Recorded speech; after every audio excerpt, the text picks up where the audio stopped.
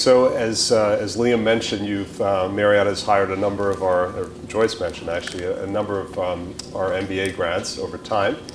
And so you've seen MBAs coming from all sorts of business schools. I'm kind of curious what competencies in particular, maybe newer competencies, you think are important in terms of how the kind of talent that you're looking for these days.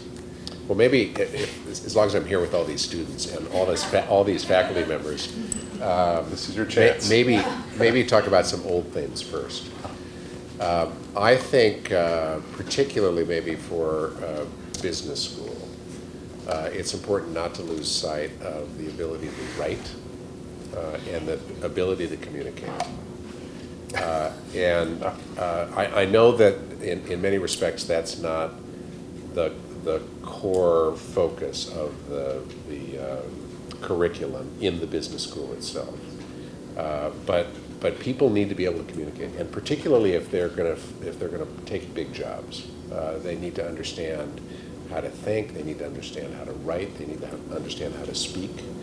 And if you're a master at running a spreadsheet or a financial model, but really don't have the ability to understand the assumptions that are in it, or to debate the assumptions that are in it, or to convince somebody that they're the right assumptions that are in it, then you're not going to go as far as you can go otherwise. So I think these old things are really extraordinarily important. We had just a small session now with a few of the students.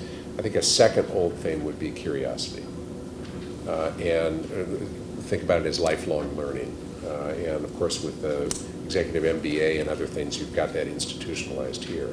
But how do you instill in your students a insatiable curiosity about learning my job better, learning why we do the things we do, learning why the organization works the way it does, figuring out with others in the organization whether it can do it better. And that curiosity is what will ultimately create opportunities for better performance, but also for career growth. And so I think those are really old things. I think on the new side, it's probably obvious, but this intersection of the technology world that we live in with strategy, with business model, is really important. I mean, you still obviously need to teach the finance and business rules and principles, and so that people can understand that.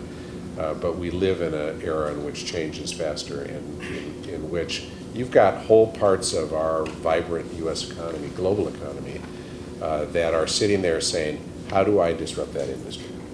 How do I turn the model on its head and do something that is profoundly different? And they're always coming at it with technology first. So why don't we talk a little bit more about disruption? So tell us a little bit about the disruptors to your industry and how you're trying to react to those. Well, I think the disruptor that people think of first for the hotel space is Airbnb. But I would talk about two others as well. One would be online travel agents, which have been in place now for 10 to 15 years. Expedia, Priceline, Rakuten, Ctrip in China, a number of different players. And then the Googles and Amazons and Apples of the world, who have these extraordinary technology platforms and the ability to monetize them in ways which are pretty profound. They all pose threats to us. They are different kinds of threats. I think Airbnb, because it's the newest, captures the most attention, but in some respects is maybe the least threatening. And I don't mean to suggest that they're not a disruptor and they're not relevant. They are a big player, and I think they're here for a long time. But they are increasingly getting to a place where they are selling dedicated units on their site, as opposed to the guest room in somebody's occupied home, which is where it started as classic shared economy. That classic shared economy is a different experience than a hotel room. And some people are going to be drawn to that because it's local and it seems individual, doesn't seem institutional in any respect. And you can understand that. But when it's a dedicated unit, then it's simply a question of, all right, what's the location? What's the price? What's the product look like? How well is it cared for? That's the competition we've been having for decades. And I think in many respects that competition, while worthy and threatening, is not a wholly different kind of competition than we've had in the past. What's different would be if the Googles of the world or the Amazons of the world said, we're going to use our power, nearly monopolistic power in their spaces, to extract as big a tax as we can extract from every business that depends on the internet for its connection with customers. Again, you think about our smaller and smaller devices. The phones now are typically what we're doing so much of our interaction through the internet on. If you search something, you're going to get a very small selection of results. And Google can make sure that they provide only results that somebody's paid them to show. And that's not a world that is good for our business to be in. It might be good for Google's. Maybe for a period of time it's good for Google's. But I think that's a space that we really need to focus on. And one of the big reasons for doing this Starwood acquisition is to make sure we've got a even bigger loyalty program that really allows us to create that direct relationship with our customers. Right. So you talked before a little bit about, you didn't use the term walls, but constraints or limitations in terms of world travel and so on. Can you talk a little bit about, you're managing properties all around the world, and you're dealing with different time zones and so on, but also very different cultures. So if you could talk a little bit about how do you manage a company like that? Well, Liam referred to this a little bit in terms of the new format of the company. We've been talking about it for a long time. We had until about 6 or 7 years ago, I think I was president, not CEO, when we actually implemented this, but we had every discipline reporting into Bethesda as a discipline. So our developers were spread around the world. They would report into the head of development in Bethesda. Our operators would spread around the world. They would report into the operators. The finance people would report into the finance. And so when you had an issue on the ground in Hong Kong or in some other market, it couldn't be resolved until it came to Bethesda to be addressed. The example I used when we rolled this out was a Courtyard in Hong Kong that is open and in our system now. It's a great hotel. But when the developers teed up that deal, the operator said, we don't think there are enough elevators in the hotel, and as a consequence, we don't think it'll work and we don't want it. Well, that decision had to come back to Mr. Marriott's office to be resolved. Mr. Marriott's a brilliant leader, but who really thinks he's got a better ability to decide whether the elevators in a hotel that's 12,000 miles away will work for the customer rhythm in that hotel? There's no chance that he would be better at making that decision than somebody on the ground in Hong Kong who could walk it, see it, know something about the stay patterns of the guests. And so we said, all right, we're going to put a president on the ground in Asia Pacific. And that president is going to have finance and development and operations and everything else reporting into them so that they can make the decisions between these sort of competing demands that pop up in every business all the time. And in a sense, I'm not sure I thought about it this way then, but I do more and more. The bigger we get, the more we have to break down the business into smaller units and empower people to make the decisions that have to be made in those units. Because it's hopeless to think that we can make them from the center. I think our business, to some extent, makes this easier because we're talking about running hotels. We have 4,400 hotels around the world today. Every one of them has got a general manager. That general manager, if they're a great leader, which they should be, will be making hiring decisions, will be motivating the team, and will be solving among competing priorities what should happen. And of course, they'll understand the culture better because they're likely to be locals of whatever market they're running that hotel in. So in addition to global culture, there's also sort of demographic culture. So let's talk about millennials, but I'm sure you're hiring in the thousands. How has Marriott adapted to perhaps different expectations, different needs and desires of the millennial generation? How many millennials are tired of hearing us talk about millennials? I'm tired of it. I mean, I graduated from high school in 1976, and I was probably a couple of years beyond the true revolutionary ages. But too often this millennial conversation turns into we're the old establishment types, and that was not who we were. We were someplace totally different, and every time I see a picture from that era, I think, my God, our taste was bad as well. We had a year ago a session in Miami with our leadership from around the world to do a number of things, but we did a innovation exercise where we sent the team out. There's about 60 people, I suppose, 60 our 60 most senior people essentially. We sent them out into Miami to see a bunch of startups and cultural influences and other things to do a sort of Shark Tank-like thing. And we came back and we had them present to millennials to basically judge their ideas. And we had 5 members of that panel, and when I went out and talked to them afterwards, every one of them said, "Don't call us millennials. We're sick and tired of it." And the fact of the matter is they are as different from each other in many respects as generations are from each other. And we're crazy to think that anybody between the age of 20 and 35, which is a massive range, is somehow going to be monolithic in the way they think about things.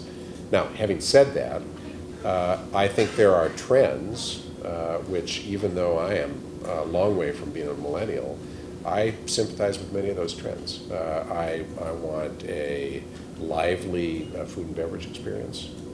I'm much more inclined to even if I'm traveling alone, to want to be with other people rather than in my room, sort of sitting at my desk and eating a room service menu. I want my technology available instantly. I don't want to have to think about how it works. It better be blazing fast. I want the experience to be unique. So I don't want every hotel to look alike. I don't want every restaurant to look alike. I want to be able to touch and feel the local culture. I want to be able to touch and feel the local food. I don't Instagram, but many do, including folks in our generation.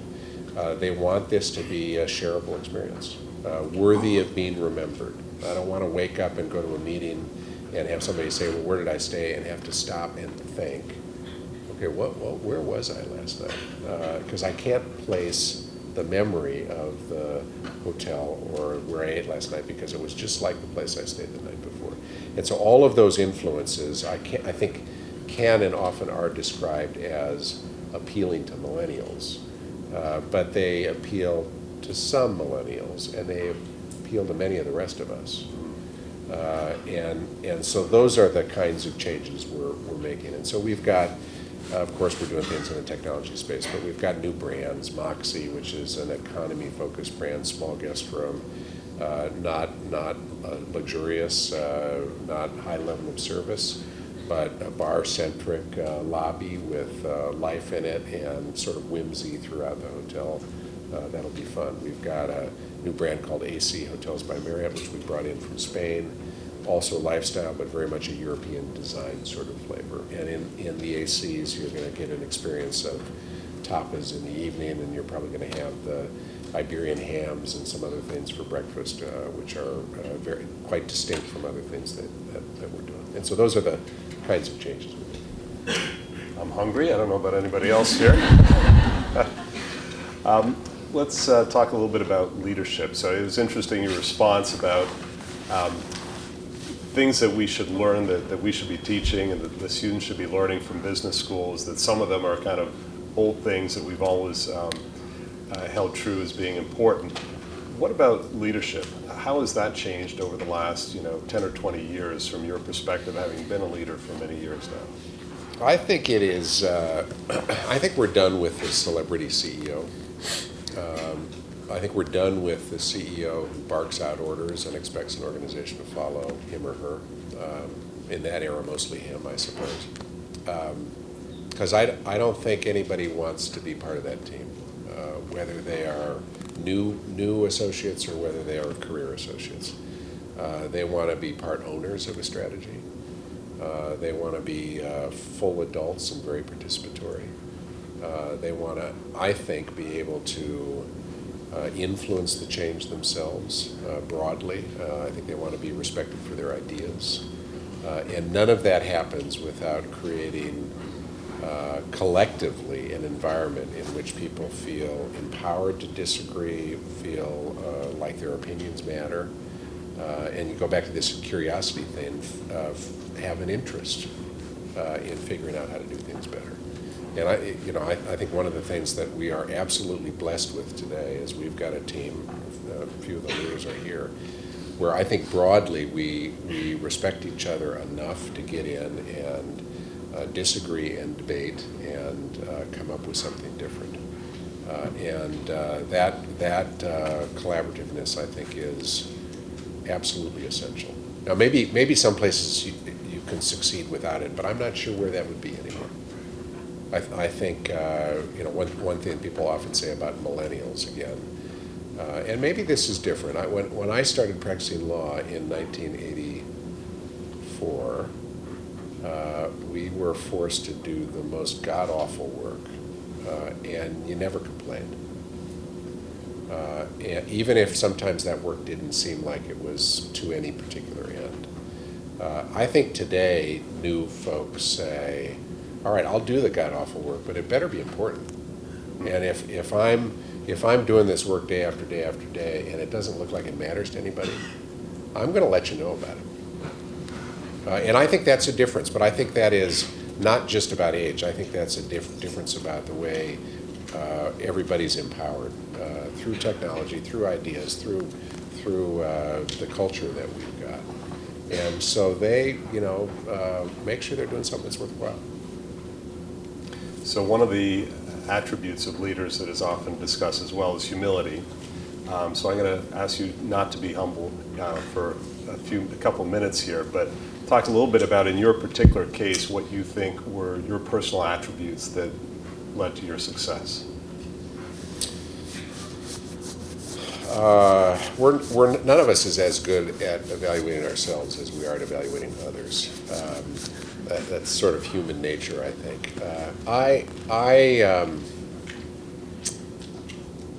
I love the work that I do every day, and I think that is a tremendous gift to really enjoy it, because I think people see that joy, and it can be infectious for others who are inclined in the same direction.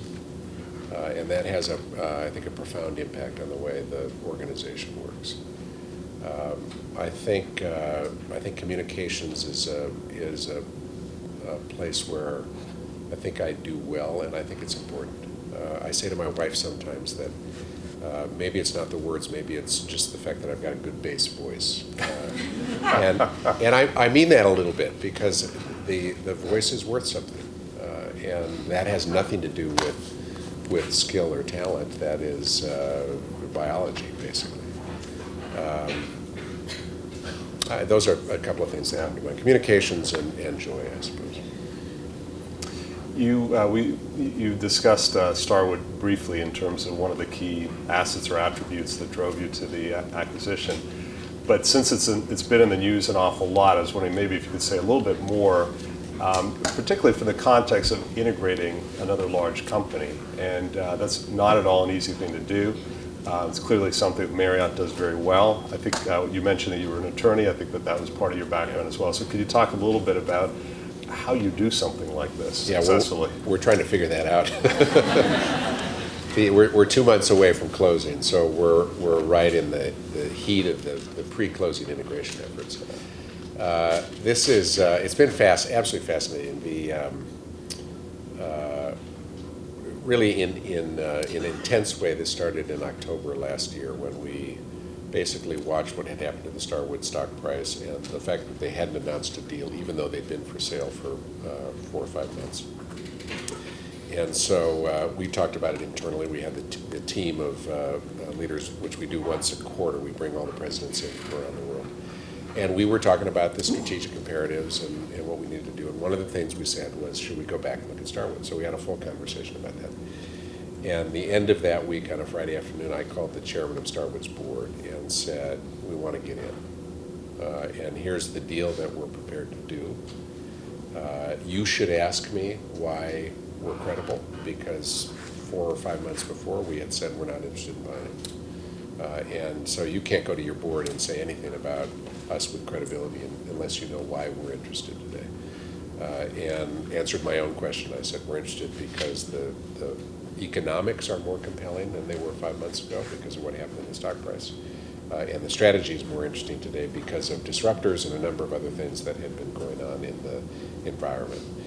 And we went from that to signing a binding deal 3 weeks and 2 days later. It wasn't until a week after that first call that I sat with Mr. Marriott and his daughter and said, here's what we have in mind. And walking into that meeting, I actually didn't know whether he'd say, are you nuts? Or, this is something we should do. And actually, we took him through the strategy, the idea, the economics, and quite quickly he said, we got to do this. And so we moved, and of course from when we announced it in the middle of November until April 28th, we're in kind of a holding place. Public company deals can always be topped, maybe not exactly always, but 99.9% of the time can be topped. And so we were always at risk of somebody coming in with a bigger offer. We were just starting to relax when a Chinese company, Anbang, surfaced. And within 72 hours, essentially, they had fully baked an all-cash deal at a price that was 10% higher than the value of our deal. And Starwood's board had decided to take that. And so then the press really heats up, and we get back in with a new bid and a new deal taken by Starwood. Anbang comes back with another offer, and then ultimately they fade at the last minute. Nobody really knows why, but probably the bad press was a piece of that. But that whole interlude basically put a pause on many aspects of the integration efforts because we didn't know whether we'd be successful in buying, and Starwood people didn't know whether Marriott would be the buyer or Anbang would be the buyer, all of which has a profound impact into what kind of integration work you do. When the shareholder vote occurred on, it's not April 28th, we're not there yet, is it? Is it March, April, what was it? April 8th. When the shareholder vote occurred, that then bound the deal, and we're now deeply engaged in this integration. And I think the toughest piece is today. I don't mean literally this day, but these weeks, because in these weeks we're trying to nail down the senior leadership of the team going forward, top few hundred people. And that's a people-intensive set of questions. It's got cultural implications. We know we need to move quickly to get that done. Uncertainty left out there for a long time is very destructive. But once we get through that, then I think we get to parts which will be a great deal of fun, and I think to some extent easier, because then you're saying, okay, now how do we merge loyalty programs? Now which technology do we use? Now, what are we going to do about individual brand strategy and defining those? It'll be work that consumes us for some time. Well, it's good to know that we have a Smith grad, Peter Cole, who is Who's the head of the integration. head of the integration, so nothing could go wrong, I'm sure. We have time maybe for a couple of questions, if anybody. Yes, sir. Outside of negotiating, how does being a lawyer help you in your current position?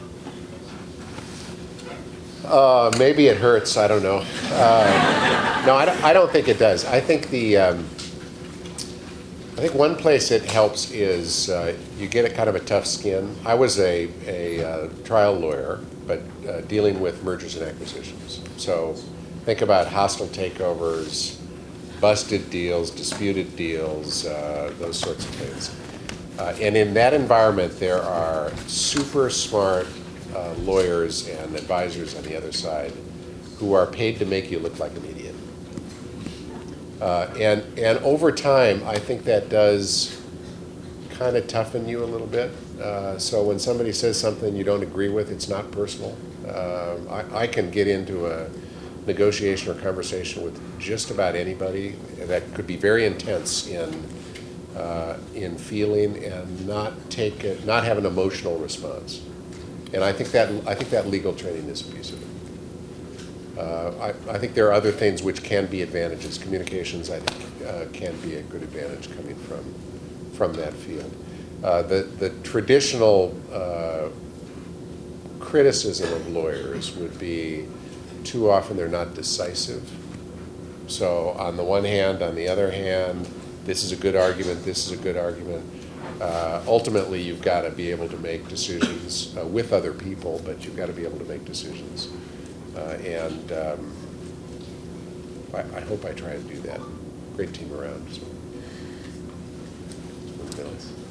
Thank you, Mr. Sorenson, to come to Smith to deliver such a good speech. I have a question about the very big merger with Starbucks. What do you expect the most difficulties is in the coming few years after this kind of merger with Starbucks? This is my first question.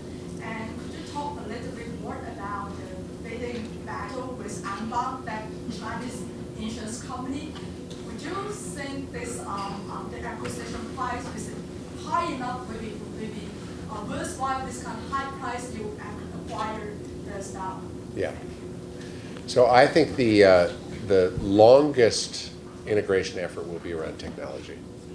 It's really important, but we've got, each of us, Marriott and Starwood, have got hundreds of millions of dollars invested in systems. We know that we don't need both sets of systems, but we're going to have to work over time to figure out which system is best, how do they connect to other systems, how are customers using those systems, and I think that will be a frustrating place because it'll be slow, it'll be expensive, and I think often they will be picking the best of a couple of bad alternatives. So I think that might be the hardest piece. The bidding war was interesting. So the Anbang had participated in the formal auction of Starwood in the middle of 2015 and ultimately decided not to go forward. I think when we announced our deal, it was the market reacted somewhat negatively because they thought we were getting it too cheaply. And I think that became a clarion call to everybody. Marriott's stealing this company. And I think the only thing that saved us for a number of months after announcing that deal was the sentiment in the markets got very negative. Think about what the stock market was doing in January. We thought we were heading into a recession. Lodging stocks were way out of bed, but the markets as a whole were horribly anxious. And so for somebody to step in and say, even though our deal looked like a good one, to step in and say, I'm going to do a big cash acquisition in the middle of what might be a recession on the horizon was, I think, frightening to folks. Anbang, I think that must be why they didn't move in January, because if they were certain to move, they should have moved then, because our offer was even less valuable to Starwood shareholders. Remember, at that point in time, we were using 100% our stock. So when our stock trades down because of fear of a recession, the value to the shareholders trades down too. And our stock, our price might have been worth, I'm making this up a little bit, but maybe $60 to $65 a share to Starwood in January. The deal that was ultimately announced was announced at $79.50. That was our second offer. So you can see how that moved. If Anbang had come in January, I would think they could have offered a $70 as opposed to an $80 offer, and they would have been hard to beat. But they came in. They provided the most breathtaking part of the deal. It was a $13 billion deal, 13.3.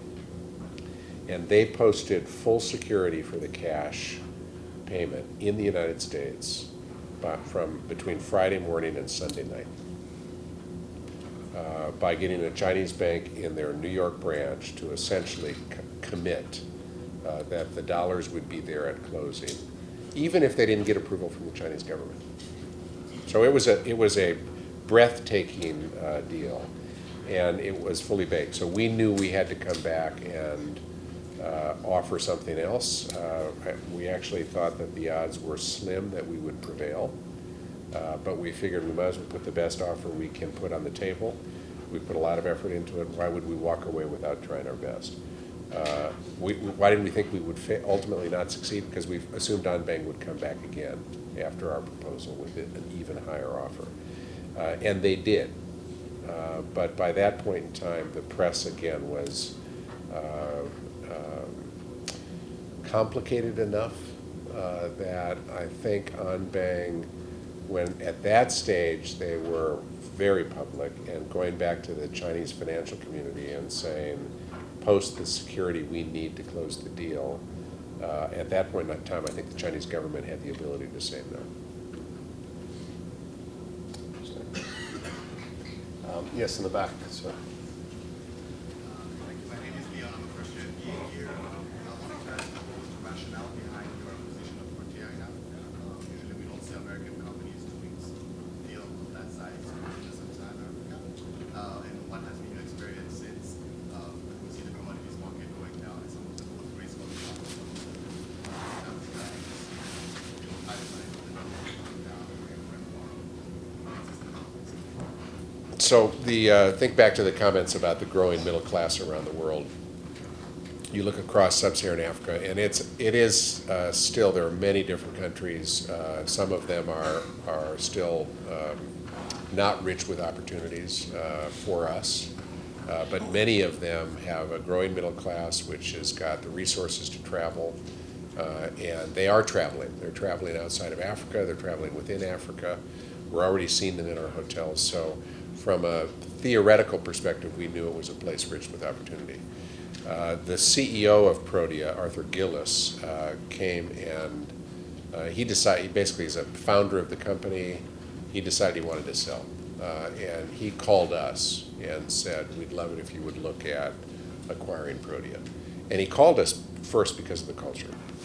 Of course, the brand name is known, but he, and this is not unusual, in the hotel business we're known well enough that I think there are a number of companies that say, actually we want to emulate something about what the Marriott family created, which is a culture of longevity and a certain way of doing business. And so he called and we got into it immediately with him. Some of our competitors were looking at it as well. But we ultimately prevailed in part because he thought the cultural fit was the best. And obviously we teed up an economic deal which was attractive to him. Put it in context though, we paid about 10 times EBITDA, pre-synergies for Protea. That compares in the US, the Starwood deal is more like 13 times. Accor, which is a French company, bought Fairmont, and they paid 20 times. Now, Accor arguably overpaid, but strategically it was important for them. Valuation in the United States would be more in the 12, 13, 14, 15 times range. Africa, because it's still complicated, the risks are higher. The market multiples as a consequence are lower. And so, we thought it was a good deal. We got into it. It's not, the bulk of the business is in South Africa. South Africa is performing extremely well in local currency, but the rand has fallen out of bed. So when brought back to a U.S. P&L, it's kind of average-looking deal right now. I think the rand was at 9 to the dollar, 9.8 maybe to the dollar when we closed, and don't hold me to this, but I would think it's something like 14, 15 today. In the fullness of time, it is a no-brainer. Africa will be a place for good opportunity for us, and the best way to market our brand to Africans traveling abroad is for them to know our brand when they're at home. So we'll get both great growth in Africa, but I think we'll also get brand loyalty with folks traveling outside.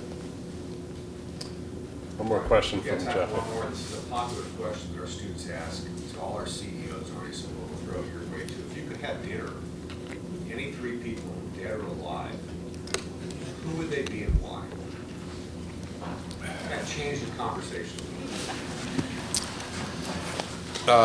3 people dead or alive. Well, I'm Christian. I think having dinner with Jesus Christ would be interesting and hard to pass up for many, many reasons. Think about his prominence today. I never met Mandela. I think it'd be very interesting to talk with him. Who would I pick as the third? Why Mandela? Well, so this is a somewhat different question, but it's a debate I have with my kids quite frequently, and that is name individuals who, based purely on their personal approach, have had the most impact on the world. And in other words, separate the person from the time. If it was simply because somebody was there and got the benefit of trends that were happening, that's not what we're talking about. I think Mandela was absolutely profound in his personal leadership. To come out of decades in prison and say, I'm going to create an environment of reconciliation and launch South Africa in a different direction than it's ever been in before is almost unimaginable, right? I mean, wouldn't normal human beings come out and be filled with anger and essentially say, I'm going to build a new black South Africa, and anybody who is involved in the old government is going to be disregarded, shunned, or worse. And so I think you take somebody like Mandela, to me, he is absolutely profound in that kind of impact. I'm tempted to think that a Gandhi would be interesting for some of the same reasons. Here you've got a billion-person country, more than that, which is world's biggest democracy today. I think in some respects Nehru was as profound in forming the political environment that is India today. But Gandhi, I think, would be very interesting too. I presume that dinner would take place at a Marriott? I'd be more than happy to be your waiter. There we go. Well, Arne, I just want to thank you so much for spending some of your very valuable time to be with us today. Glad to be here. We are incredibly proud to be associated with Marriott over the years and look forward to many, many more of working together, hiring our great students here, and seeing mutual success. Well, thank you very much. You all honor me and Marriott by coming out in such big numbers tonight, so great to be with you. Small.